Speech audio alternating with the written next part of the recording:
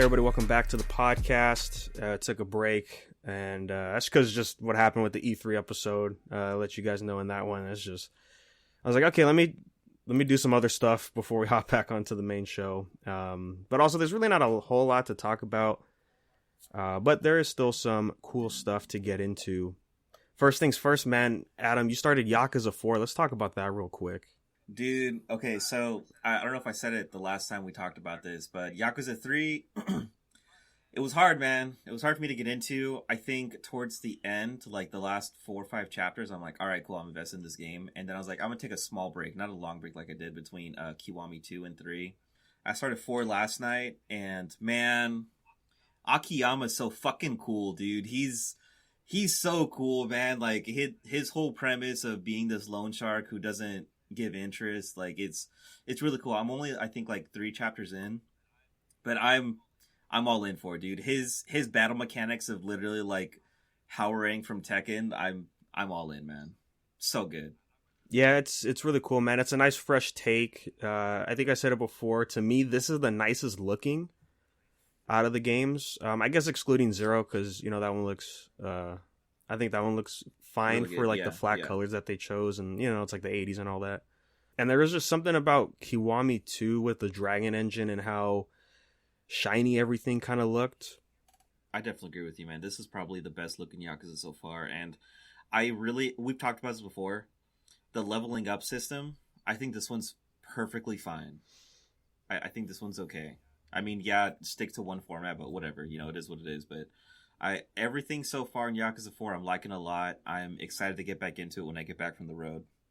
I just haven't been doing stuff since Rift Apart, video game wise. Just getting plats on other games here and there, but that's kind of it.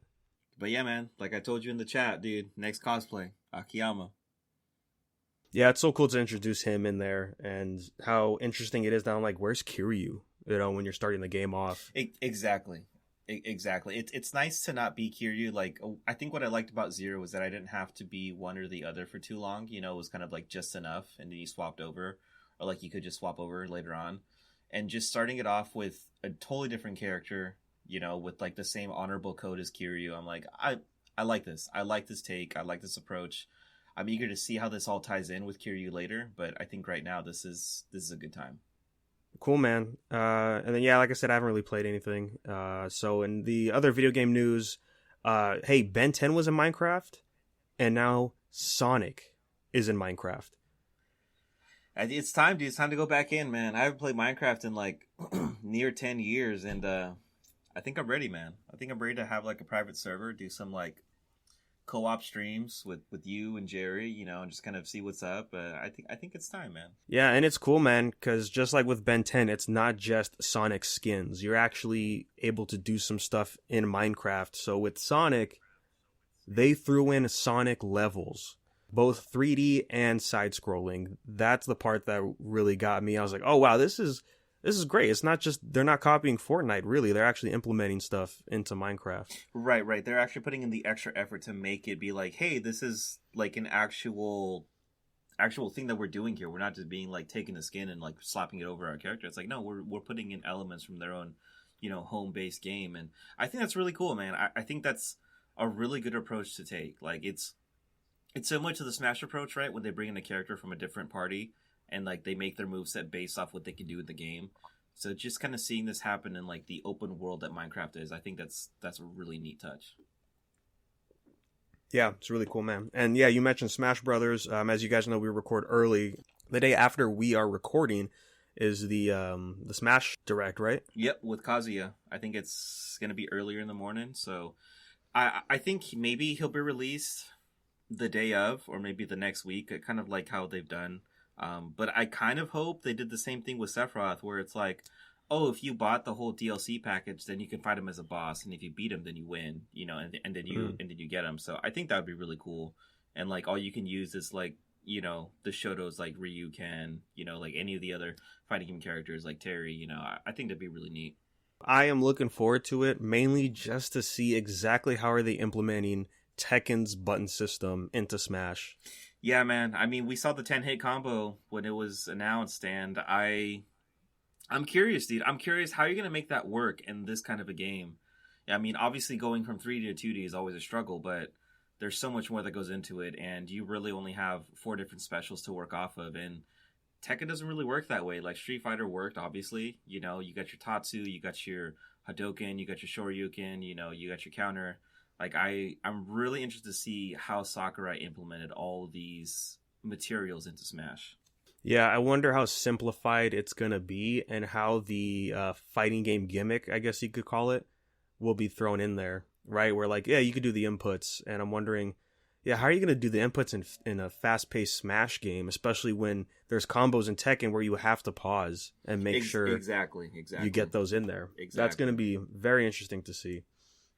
But I mean, I said this to you guys offline. You know, Sakurai and Harada are really good friends, so I wouldn't be surprised if Harada was, you know, Sakurai was like, "Hey man, how would I do this?" He goes, "Oh, you should do it this way." You know, like I can totally see that happening. Yeah, it makes sense. Like we said before. But yeah, can't wait to see exactly what they're going to be throwing in there. So cool, man. And then the only other video game news stuff that I saw of interest was the new demo's out for Neo: The World Ends With You. Neither of us have played it yet, so don't have much input, but next episode we'll talk about it for sure. 100%. Yeah, I've seen some clips, like very short, like 10-50 second clips. It looks great. It looks like it took everything from the original World Ends With You and was like, hey, how can we make it better? You know, with like more of a, like bringing the team mechanic much more strongly than it was before. So I'm really excited to try out this demo. I have it downloading right now, but like you said, we'll give a full update next time. Yeah, it'll be interesting, man. Like I said, I haven't played the game prior. I don't really know much about the series other than it looks like it belongs with Kingdom Hearts and Tokyo Pop. So that's 100%, what I'm interested in. 100%, dude. I think you would like the first one. You know, whenever it goes on sale on Switch, definitely cop it. So let's transition over to some of this anime talk. There's a lot of good, a lot of bad, a lot of interesting. One, right off the bat, Final Fantasy IX got confirmed to get an anime. And one article I read was that it's an anime for kids. And I think that makes sense from what we were looking at the other day. Yeah, it just, I mean, if they're doing Disc 1 stuff for kids, that's fine. Because a lot of Disc 1 stuff is, you can pass it off that way. But when we start to get to the genocide of Disc 1 and, like, mass murder, that's, it's gonna be a little hard, man. I really don't know how Square's gonna tackle that. Like I looked at a lot of what, and I showed you too, like what the studio does, and it's not bad, but they don't pass age 12. So I don't know if they're gonna make an exception this time and like, do something out of the box. Like there was like 3 or 4 different art styles that I'm like, oh, that could work. Also with like the weird species that are in Final Fantasy, you know, like Final Fantasy IX specifically. It's hard, man. It's gonna be a weird call, and I'm kind of leaning towards the side of it's probably gonna be really bad. I mean, until I see like some kind of trailer where they like reference like the harder stuff that happens and like Kuja's outfit with his fucking thong that he wears like 24/7 till he goes into trance mode at the end of the game. Like I don't know, man. There's so much in it that I'm like it's probably gonna be bad. It's probably going to be really, really terrible. But who knows? I could be wrong. I would like to hope that I'm wrong because this is my favorite Final Fantasy game, and I can only hope, dude. I mean, yeah, like it says in this article here, it's aimed for kids between 8 to 13, which, you know, that is one of those things that just doesn't make sense. Like, it's Final Fantasy. Yeah, man. You would think older audience, right? Exactly. And like a lot of Final Fantasy games, like there's concepts and like scenes that happen that you're like, this is not for children. Like a child could watch it, but they wouldn't be able to understand exactly what's happening. And 9 has a lot of death, dude. It centers around death, like the majority of the game, like 90% of the game. So I don't know how well that's going to be received when it actually does come out if their pilot is towards children. Like again, like I said, there's a lot of weird species in Final Fantasy IX, which I get why they want to take this approach, but there's the bigger story to tell, and that's not going to be easy to do. Again, unless Square has somebody behind them, like watching the studio and like telling them, hey, you should probably go this route or that route, you know, that's going to be a very, very tricky weave to move around. Yeah, so we'll see, man. We'll see if this approach is good or not for the series. And They're aiming for, I think it's a 2023 for release. Again, I mean, the game is 4 discs, so if they just did one season of disc 1, that's fine. I'm okay with it to kind of see like how it works out, because I think for 4 discs, you're probably looking at least for the content wise, maybe like 60, 70 episodes, maybe 80. Like you can stretch it out that far with like all the content that's in there. But disc 1, season 1, probably 12, 20 episodes, maybe even like 15, meet in the middle. It's just that towards the end of that first disc, you're like, whoa, this is dark. Yeah. I saw some fun characters, but we're all talking about existential crises, and that's hard, man. And manufactured people, like, whoa, I'm not real. Oh, shit. Yeah, dude. So I don't know, because a lot of that stuff is so early on in the game. I'm really doubling down that it's going to be terrible. I really am. Heck yeah, man. You hate to see it, but I'll take it, dude. I'll take it, and I will give full good review and not be sober, 100%. Yeah, as long as if we can have fun with it, I think that is going to be. That's what you should aim for. If it's bad, just make sure it's fun to laugh at, like Dragon Ball. Exactly. Yeah, and not like this other adaptation, Avatar, over on Netflix. We got the official character synopsis for the 4 main characters of season 1, and well, I should say the only season probably. They're fucking up, dude. They're fucking up the whole. Look, I said this to you when you showed it to me, and I read it, man. I can see why the creators left. I can see why they had creative differences, because you're telling your own story, dude. You're telling like what would lead up to Korra, but with a whole different range of plot, and it's so bad, man. I'm still not over it. After I read it, like I've been sitting in my mind with about it, and I'm like, who thought this was okay? Yeah. Who gave the green light? Like, this is such a very powerful like cartoon, and there's so many really great tropes and elements in here, and Netflix was like, we're gonna butcher all of it down. And it's like, hey man, I promise you, I'm gonna watch the first 3 episodes, and then I'll wait and then watch the rest to make fun of it, and then that'll be it. Because what they're doing, dude, with these characters is it's a lot of garbage, man. It's a lot of garbage. I don't agree with it. I think they should just stop. They should be like, hey, we'll pay the people, pay the production, and like call it a day. The biggest info we got in this was that I guess bending doesn't exist yet in this world, and which is crazy. What? Go on. It's fucking crazy. Aang, Katara, and Zuko are all getting their powers, which, if they're diving this far left, you might as well just throw in Toph, get all 4 elements right out of the gate. Dude, for real. Like, I can't, man. I can't. Dude, look, if they make Toph not blind, I'm done, dude. I wouldn't even watch it. I will never watch the rest of it. Like, that's why she is as good. I can't, dude. This whole thing that I read that she showed me, I'm like, this is gonna be so much ass. Like, Dragon Ball Evolution was ass, but at least it stayed true to the material, like in one form or the other. I feel very strongly about this, dude. I really do. Yeah, it's really crazy, man. And the other things is that Zuko knows who Aang is. I'm willing to bet like they probably go to the same like school or some bullshit, right? Just the way it was described in Zuko's backstory and like his motivations for the series and how he's gonna be the antagonist, I guess. Just bad. It's like I probably watched Last Airbender again, because at least they kept it true with everything in the show, even though that movie is also horrible. Dude, I would rather rewatch Korra than watch this show. And I mean, I will defend Korra up to the end of season 2. I will, but the last of season, I'm like, I don't really agree with. But I would rewatch all of Korra than watch whatever live actions that come out of this. But I mean, it's like you told me, they want to lead into Korra, so I could see how that could work. Yeah. But at the same time, you're still covering a lot of ground, and you have to face, like, they have to get over the whole like Avatar thing. And from what I read, That's not even apparent at all. So there's, again, I feel very strongly about this. I won't get into it, but I don't have high hopes. I, again, will not watch this sober, and I will make fun of it till the end of time.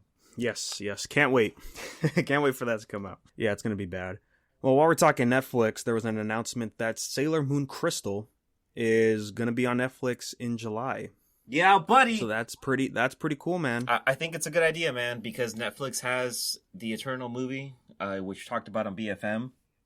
And I think this is a really good idea, dude. I think this is a good route to go because I know Hulu had Crystal and all of Sailor Moon. So if Netflix can get Crystal, that's good. If they can get the 90s version, that's great. If not, I mean, you can always go to Hulu. It'll always be there, you know. But I think that's really cool. I think it's a really smart move on them. Yeah, it makes sense. Like you said, they have the movie that takes place after that show. So you might as well try to snap that up while you can. Yeah. So right on. And then there's another anime movie. It's probably anime. But a cartoon movie coming out. And it's Scooby-Doo. Aside from the CG one, it's been a while, I think. Yes, yeah, since we had like an OG, animated Scooby-Doo. Yeah, and it looks like they're going with the art style from the most recent show, which I don't think it's called What's New Scooby-Doo, but in any case, they got a new movie coming out, and I think this should have been done a long time ago when I actually saw it. This is so left field. It almost makes me think, why are they doing this? But I'm all for it, but why? And what is the why? It's a crossover movie with Courage the Cowardly Dog. Oh, it's so good, dude. So good. But, I mean, it makes sense. You got monsters. You got weird things going on. Like, why not? You have two scared dogs, and there's, I don't know if you saw the trailer. There's like 8 different Easter eggs that I counted from Courage the Cowardly Dog alone. That's a lot in like a 2-3 minute trailer. That's a lot. So I'm hoping this is going to be really good. It looks fantastic, with the animation style. I just, I mean, the villain is very much like the cat spiders, which I'm all for. I want to know a little bit more. Like, how did we get here? Was it cats? Was it Pepe Le Pew? Who was it? Was it somebody on the Scooby-Doo side? Or is it something totally new? And if it is, I'm all for it because the animation looks great. I personally think this should have been done a long time ago. I think it makes a lot of sense. I mean, the crossover, how they got there, I'm a little shaky on it. But with the way that the monsters work, I'm all in. Yeah, it's going to be cool, man. And, the official title is also great because it's called Straight Outta Nowhere. Scooby-Doo meets Courage. They were like, hey, nobody ever saw this coming. And neither did we. So let's give it to you. Right on, man. And then really the last thing I have on the show notes, which I have some things to say. It's an interesting one, but there was a live stream event with MAPPA, the animation studio. Right, they're currently doing Jujutsu Kaisen, I believe. Mm-hmm. And they had the mangaka Fujimoto on, who is the writer of course, Chainsaw Man. And that is MAPPA's next anime. And they did a bunch of Q&A stuff. The Q&A was all about just asking Fujimoto questions like, how did he get into manga? And just a bunch of other random questions about his life. And the answer was interesting. And it makes sense if you read his work, because he says he's a big fan of movies. But, you can't make movies by yourself. But you can make manga by yourself. And so that's why he wanted to get in there, because he had such a strong passion for films. And you can clearly see that in both Fire Punch and Chainsaw Man. He also did Fire Punch? Yes. Damn, dude. I really been lacking then because, whoo. Yes, no, I highly, highly recommend Chainsaw Man. It is amazing. Really, really good stuff. Also very dark, too. And very, let's just say there's a lot of moments where you're reading this and you're like, this is in Weekly Shonen Jump? Like, shouts out to the boy Barack Obama, aka Saving the Bees on Twitter, because he's hyped as well. And he was posting stuff. He's like, so are we going to see this in the anime? And he posted screenshots from the manga. And basically, they are full-on lesbian orgies going on. Yes! I'm in, dude. You should have told me that in the beginning. I'm all in. Yeah, and I didn't know this because I did not read this on the official app. But, so there's a chapter cover that's full color and we're gonna get graphic kids. So it's Power, right? One of the main girls with one of the support cast that comes in. Was it Quan Chi? I think. Yeah, Quan Chi. And they're just straight up scissoring, and then the other monster girls are there with her. And hey, that's the chapter cover. So what does that mean? That means it's in color. And that was in a weekly Shonen Jump issue, which is still crazy to me, along with a couple other things. But he mentioned, I didn't even know this, and I double checked right now, that they removed that chapter from the official app and website, which is crazy to say, because when you read that chapter, they're not even featured in that chapter. It's about them fighting the other demons. So that was so it was a big crazy infliction of what we live by. What I live by is the big horny. That confirms for me, like, you know what?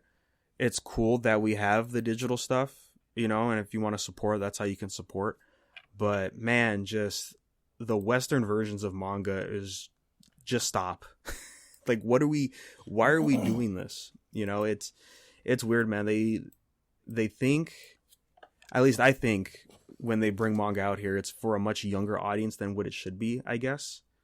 Yeah. I've mentioned it here and there before, but like, just the way they change dialogue to make it sound more kid friendly when it shouldn't be, right? Like, this is not a young adult book. One Punch Man, they change some terms that characters say to make it more for the younger, like for kids, and it doesn't sound right in that kind of world and setting. Oh, dude, Granmit did the same thing, dude. Great example when it comes to the yokai that are into the demons, and like people getting transformed. It doesn't always work the way that the West would think it would, There's also like redraws of panels, which is the more noticeable one back in the day. I don't know how much they do it now. But like Rosario Vampire, right? That's an ecchi harem. So of course, what are we going to be seeing? Everything. And then, they'll redraw over panels and stuff. I remember when I grabbed the monthly Shonen Jumps that they used to sell out here, right? Had the subscription and everything. And, you're reading Bleach, and there's that shot of Rangiku coming out of the bath to confront Orihime about something. And she's wearing a towel. But then when you read the official Japanese one, she's just straight up naked. Babs. And I guess at the time that makes sense, but to still do it now, especially when you shrink wrap manga that is for older kids nowadays, like High School DD and like those super ecchi ones, like, we need to stop doing this, man. 100%. But we haven't even talked about it. Yeah, so they dropped a preview for the Chainsaw Man anime. Did you check it out, Adam? No, dude. I personally, I don't want to look at it until I actually read it, which I'm gonna have a lot of time this week to read it. So I want to get into. I want to read Chainsaw Man, and then I'll watch the trailer. But I saw some screenshots on Twitter from some other people I follow, and it looks great. It looks really, really good. Like, it looks like something I've wanted from an anime adaptation for a long time. And I think it's gonna do really, really well. Like, a lot better than what people would think. It's just from what you've told me, what Carl's told me about it, I feel like it's gonna be hard to execute some scenes. Yeah, it looks really good, and for me, that's kind of where the problem lies. It looks too good, to the point where I'm thinking, what's the budget for this? Because the shots we're seeing is so well animated. It is, and especially with the style that they're picking, which I love the style. Yeah. It's not really one-to-one with Fujimoto's art, but it's really capturing the world he's created. Right. And yeah, just seeing all these clips, and I'm like, wow, like, how shitty is the rest of it gonna look like if these are the high budget scenes kind of thing? Yeah, and I think that's also why I don't want to look at it until I read it, because I don't want to be like, oh, well, what about this scene, or like, what about that, and like all of a sudden the teaser is like, hey, I'm gonna show you the shaft, but I'm not gonna give you the whole girth, you know what I'm saying? So I've heard two things on social media about it so far. One, that this is a pre-rendered trailer, which means these aren't sense. Clips from the anime. Like, these are actually animated specifically for the trailer, which apparently Mappa has done in the past with Jujutsu Kaisen No, they've done this with Attack on Titan for season 4. And I think that's why a lot of people got mad, is because that trailer looked so good. And then watching the anime of what it was, people just didn't like how it looked. And I'm like, okay, that kind of makes sense. But then another one I heard from somebody was that, oh yeah, it looks like most of these clips are probably from the opening. And to me, that makes a lot of sense. Yeah, that'd probably make a lot more sense because you usually see more budget in the openings, to like kind of pull the audience in, So I could, Yeah. I would rather be leaning more to the side of the opening than it is to we're gonna pay more money for these scenes. And then when the scenes happen, you're gonna see it, Because I mean, let's look at David Productions. They do phenomenal openings for JoJo, and the execution is the same for the animation, right? So I would rather be leaning on the side of like, hey, this is just your opening, this is your trailer, like, we'll call it today. And when I heard that, I'm like, oh yeah, that makes more sense. Not because of the quality, but also there's a few scenes in here that do not happen at all in the manga, which is interesting. If it's for an opening, that makes a lot of sense. But if it's not for the opening, and this is actually clips from the show, that's an interesting take on that. Now, I know Fujimoto has said before that he trusts MAPPA with this manga being an anime, so that gives me some faith into it. And I haven't watched Jujutsu Kaisen, but I've heard like that's almost better than the manga itself. I guess like they've done a good job with that. So here's hoping, man. I really hope they stick with the style though, because it looks fantastic. And at the very end of the trailer, of course, we see the title character himself, Chainsaw Man. And I knew it. I think a lot of people knew it. You have to make Chainsaw Man 3D, right? Get the CG in there, because trying to animate that design would take a lot of effort, because it's not just the chainsaw blades and all that. Like when you look into his neck area, it's like very detailed and all of that. So having him CG is, makes the most sense, but it looks great. I saw some people say like, oh, I didn't even realize he was CG when I first watched it. And I'm like, yeah, you could kind of tell how he's moving a little bit, but the way he's colored and fits into the moments. Is it kind of like a Dorohedoro CG? No, it's not really like that. They do their best to make it fit into what we've seen in the trailer. Gotcha. Like if you just pause it, like it doesn't even look CG for some of the shots. So that's the best you can do. That's pretty good. Yeah. When I watched the early episodes of Vinland Saga, there was a lot of CG in there. Mm-hmm. And you can tell it's CG. It's really hard to hide that stuff, but that's some of the best looking CG in anime. They're doing a really good job at making sure it looks like everything that's drawn. Oh, and of course the other thing that really sold me on the trailer, that I like it a lot, is what they did for the audio. Right, so there's no dialogue or anything, so we don't have the voice actors talking, but just the way that they use like this ambient noise and music to kick the opening in. Like, if I would say listen to it, I'm like, don't even watch it, just listen to how it plays out. It's really good. It sets up everything really nice, and then once it kicks into the heavy action stuff with Chainsaw Man himself, this is exactly what I want.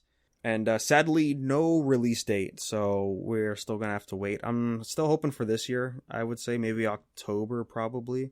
But I would figure if they have enough content to put out the trailer that they did, I would say within the next year. Yeah, so everyone's really hyped. I'm down to check it out. One other bummer I have is one of the main characters, Power. She's best girl, one of the best girls in the series. She was always drawn with different hair colors. It's either like a light pink or blonde. Like mangakas and anime like to do that all the time. Like with Rangiku as well. It's like, is it orange hair or is it blonde? What is it? Yeah. And for the anime, they're picking blonde for her, which I'm a little disappointed in, because I think her design looks a lot better with pink. Mm-hmm. I'm still okay with it. I mean, it is what it is. Well, yeah, regardless, man, I can't wait. It's going to be so good. So, yeah, you better read that soon, Adam. If it's going to be the same thing like it was last week, I'm just going to sit there and read manga, man. Fuck that, dude. I'm just going to catch up on everything I've been behind on. So, Chainsaw Man's on my list, 100%. JoJo Leon's next. There's a couple other ones, but those are the first two on my list. Oh, and My Hero, of course. Man, let me tell you. Well, yeah, so JoJolion, you mentioned, right? I guess it's ending in 2 chapters. I don't know. That's what people are saying. And the new chapter, everyone hated, I guess. Okay. From what I hear. So I'm going to catch up and see exactly how that's going to go. But it's taken a while because there's a lot of weird stuff they have to break down and explain in JoJolion. Yeah, there's before you move even further. Yeah. I mean, even just from where I stopped reading at, because I was like, I'm just gonna let them build it up for a little bit, you know. But My Hero, I took a break from it for a long time because I'm like, I don't really want to go through this this arc right now at the time, which was after the Chisaki arc. So I was like, I'm just gonna wait, and I saw a couple screen caps, and it's time, dude. It's time to go back. So I'm ready to go back into My Hero. Yeah, dude. Honestly, the big shift that went on in the past like 3 arcs, like there was a point where I was telling like everybody, I was like, dude, I think it's gonna end. Like this feels like the ending. Everything is at an all-time high. It's super intense. The bad guy is right in front of us. Is it ending? Right after that, man, it went on this different direction that I don't think anime fans are really ready for. God damn, is it fantastic. And the route that Midoriya is going through right now is fascinating, and I'm all there for it. All I could say is, man, if you like Berserk, you're gonna like My Hero now. I'm all in, dude. Say less, bro. Say less. Yeah, there's really a lot to break down with what's going on with Midoriya as a character. Essentially his redesign that they've given him in the manga. Yeah, dude, I saw a screen cap of it, and honestly, I can without even knowing the context of what's happening, I can literally say that's probably what we were gearing towards when we first saw his design. Yeah, I was thinking that today, and I was looking at the debut of Midoriya wearing his costume, right? So he's the superhero Deku, and how he's wearing that dumb hood, and he looks like a goofy Disney character. But you could see his admiration for All Might because like it's basically the silhouette of All Might. Right. The part that goes around his jaw, it looks like teeth, so that way it looks like he's smiling, and obviously it's a silhouette of All Might himself with his hair and everything.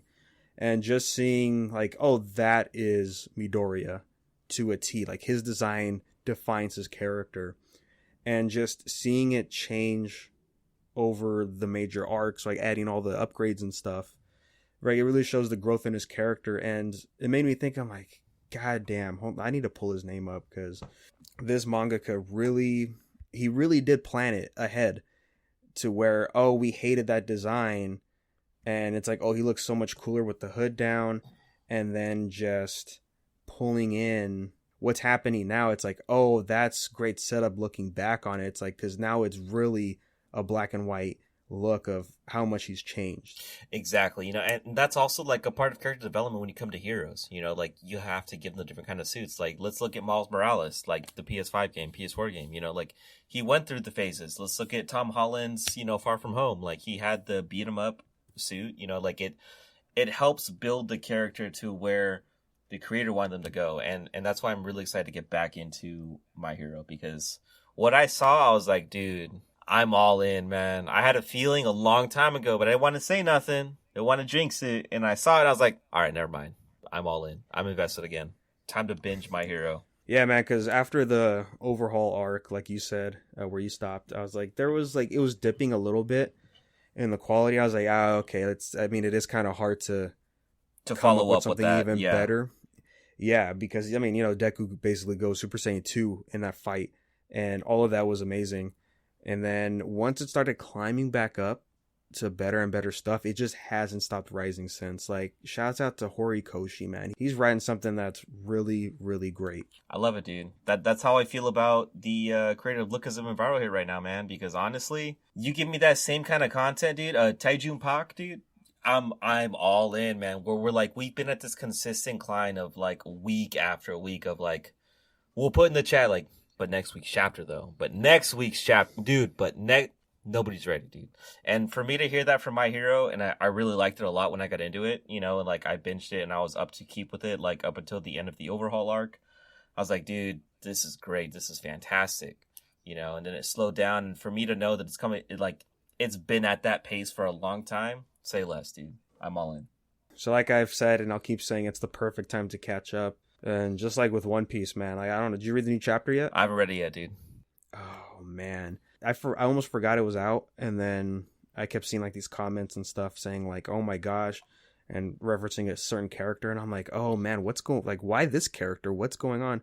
And then you get the reveal, like the last 2 pages is really where you're like, holy shit, Oda, you need to calm down with what you're doing. My boy.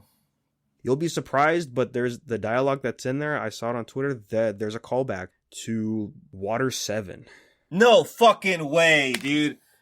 All right, dude. I'm reading this right now. But the callback is only one panel, and it's just one sentence a character says, and you wouldn't know unless you saw it side by side and you knew the context of the new chapter. You're like, oh, holy shit, is that really what he was talking about? And sure enough, yes. And it's like, Jesus Christ, Oda. Fuck, dude. It's so good. It's really good lore content, but I wonder how he's gonna go further into it next chapter, because it doesn't really pertain to Wano itself. Right.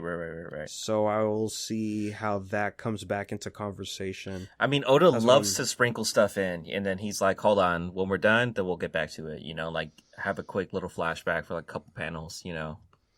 Yeah. Yeah, and I got reminded today too. I'm like, oh, there's a certain fight we haven't been seeing yet, so I'm patiently waiting for that to come back too. Good, it's a good time to be a Shonen Jump fan right now, if I had to say. 100%. Yeah, so the new chapters came out, and with it was a new series. Just to talk about it real quick. So this manga, The Hunters Guild Red Hood, this is a series that is written by a rookie who won a previous award at like one of the. Yeah, he won the 14th Gold Future Cup for the rookie manga competition that they do. And so with it, they're like, hey man, here's your shot at a new series. This is one to keep an eye on, I think. The biggest thing is the unique art style that it has. It looks really cool. It fits into the setting it's in, which is sort of like, I guess, what would you say? Old European style, because it's about werewolves. Right, and the way that they're reading out of the books, it looks like sort of like old school grim fairy tale kind of stuff. Yeah, the art just really stands out. Like it's so fascinating to look at, because I'm like, oh, this is probably because it's digital art and just what you can do with that to make stuff easier. But I'm liking it so far, man. There's a lot of unique stuff in there, design wise, for like the enemies that they fight. The first one, I was like, oh, we're getting into this kind of territory. It's not your normal werewolf. It's something out of like Dark Souls and like Promised Neverland designs. Fuck yeah. Sign me up, dude. And again, that is the Hunters Guild Red Hood. But yeah, with that, man, that is pretty much it for today. I took a break on streaming after Rift Apart, because I'm like, I kind of need a little break. I don't know what to do right now. So I'll be back, and I'm still going to check out Star Wars. I haven't done that yet, but we're going to play that for one day. After that, I'm going to dive back into the Metro series, because I saw Metroid Exodus, the newest one, is getting a free PS5 upgrade. So I'm like, oh, that's a great time to hop in, because I started that game and I ended up falling off, because you know how it is with backlogs and all that. Yeah, I took a little break too. I think when I go back, it will be Returnal. I want to try and beat that game. Yeah, good luck, man. That's a grind. Yeah, dude, I'm ready for it, dude. I'm ready for it. I should remember how to play. It's been a while since I played a shooter, you know, since I played that one last. So it's just all been Yakuza, Smash, you know, and the Final Fantasy Origins game. Which, you know, I will add, after playing more after the last time we talked about it, the further you go in and start unlocking stuff, I was like, you know what? The combat was growing on me for Stranger's Paradise. Yeah, I think it's like what I said before. You know, you start off with the bare bones, and then you get your secondary class, and then you kind of go on from there. And I think if that's how it's meant to be played, I think that's okay. I think that works out really, really well. A little bit, it's like a little, you know, it's just a lot smoother as you transition from combo to combo, because there were certain points where I'd be trying to input my commands and it wouldn't do anything. I don't know if you had that same experience, but again, it was a trial version. I would expect bugs, you know, all over the place. Yeah, I mean, combat-wise, it just felt a little stiff for, like, at least when you start your combos. Yeah. Like with the giant sword, right? Like if it's supposed to feel slow, but it still feels too stiff when you get to the third hit. And after that, it feels smooth after when you start doing your forward or your back attacks. And then you know, do a combo finisher with which is, I mean, it's technically your heavy, but it really isn't, because it costs mana, which is one thing I'm still not used to. Yeah, I think overall it was really good, really solid idea. I think they'll execute it really well. I just wouldn't want to see this game for another 2 years, just to kind of clean up everything that's going on and to kind of like captivate the first Final Fantasy world and like all the characters that come into it. I mean, Nomura said in an interview somewhere, he's like, "Oh, there's not just 3 people in your party; it is going to be 4. Like you're going to meet people along the way." And I'm like, "Okay, cool. Like you're going to give us what we need." So this was really just like, "Hey, try out the gameplay. Let us know what you think." Kind of deal. Yeah, and I'll just say this, man. I got to the boss, and holy shit, that was an intense boss fight. Oh, Garland? Garland, yeah, he's an asshole, dude. Honestly, I was telling Oscar this the other day. A lot of his moves were from Dissidia, like literally plucked, because Team Ninja also worked on Dissidia NT, so it was no surprise to me that I saw the similar moveset. I'm like, oh, but it works differently because this isn't like a multiplayer, free for all. This is like your boss fight. So it made no sense to me. I didn't have too much trouble with him because I knew exactly what to look out for once I saw those mechanics in there. Yeah, me not coming into there honestly reminded me of the first Neo and how ridiculous those bosses were. Because in Neo 1, right, you're fighting demons, but you don't worry about the demons. You worry about the human bosses in those games. Because they give you the most bullshit. And that's all I felt fighting him. And I was like, all right, cool, we're done with the first phase. Like, oh no, here's that Neo 2 bullshit with unblockables and, whew, buddy, yeah. He just looked cool, and I'm like, yeah, that's what this game is, right? You're an edgy man fighting cool looking things. 100%, dude. Barada, man, yeah, so you could catch my streams at Negator7 on Twitch. And then, of course, Adam over at Bam Adam. And then Jerry, he is still streaming The Surge and Dark Souls 2. And that is over at Jerry Omega. Of course, you can send emails to unversepodcast@gmail.com if you have any questions or comments. And then you can follow us at Unverse Podcast anywhere you go. And yes, the normal schedules for the podcast should be back up because after that E3 one, like I said, like this things just got shuffled around a bit. But no, we're back to normal. The past week or the prior week, there was the manga reviews as usual, and then there was a new Marvel talk out, which we dive into a bunch of news, set photos, and all that. And of course, we give our first impressions about Loki, which is the first 2 episodes. And I'll say this, I did like those 2 episodes, but then the 3rd episode I was like, oh wait, do I like this show? So we'll talk about that at a different Marvel Talk episode.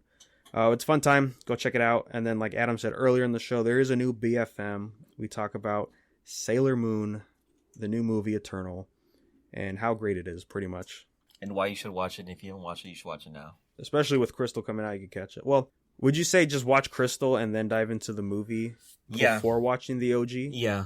Oh wait, that's hard, dude. Because I was thinking about that the other day. I'm like, wow, man, like should you skip the original? No. I think if you want to watch Eternal, watch Crystal first, but then go back and watch the 90s adaptation because there's a lot of differences. There's a lot of fleshing out between the 90s and Crystal, and I think that it's good for what it is, but if you want source material, stick with Crystal. Just, you'll have to learn to get over the very interesting animation that's there until you get to Eternal, where it looks fantastic. Yeah. One last thing before we go. You mentioned interesting animation. I stumbled upon on Netflix. Hey, Kolioko's on there. So I was like, no way. I'm hitting play. I'm hitting play, buddy.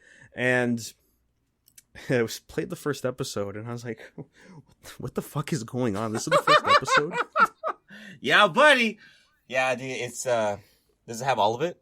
Yeah, all 4 seasons of the original show. I'm going back in, dude. I know what I'm doing later. Yeah, and dude, it's hold on. Let me pull up the year for this because I think it was 2002 that this came out, and this is also from a French animated studio, right? That's the big thing to take out of it. 2007. Yeah, that makes sense. It was interesting to go back into the show because of like, oh wow, that voice acting it's there, but is it good? I don't know yet. I'll figure it out, but that's an interesting time, dude. That's all I'm saying. Do you remember the first episode? I do, and that's why when you said it, I was like, oh, buddy. We're going back. Yeah, we're going back. Yeah, it was really a trip to be like, yeah, this is how the show was, huh? And then watching episode 2 is like, oh yeah, these aren't cuts to commercials. These are transitions into the next scene. Like, why the fuck did they do that? But then when you look at the thumbnail, this is at the point where I kind of stopped watching because I don't think it was airing anymore at the time slot it was. But like, there's like the new character who shows up, who looks just like a Kingdom Hearts character. Yeah, I know exactly who you're talking about. Like, I know exactly who you're talking about. Yeah. And when I saw that, I'm like, dude, I'm not ready for that, but I'm ready for that. Dude, it's gonna be a wild time to go back into. It's been a long time. Yeah, so I'm gonna be juggling Kolyoko and Ben 10. There you go. The perfect palate cleanser, dude. Kolyoko and Ben 10. Look, I just want to go back to the simpler. Maybe GX is next. I don't even know. Dude, no. Kid Next Door, that would be the perfect, like, we're ready for anything else at this point. But alright guys, that's gonna wrap us up today. Thanks again for swinging by as always. And yeah, this week for this show should be manga review and I believe webtoon, so we'll see. And of course, yeah, again, we'll let you know on social media and all that good stuff. So thanks guys, and we will catch you on the next episode.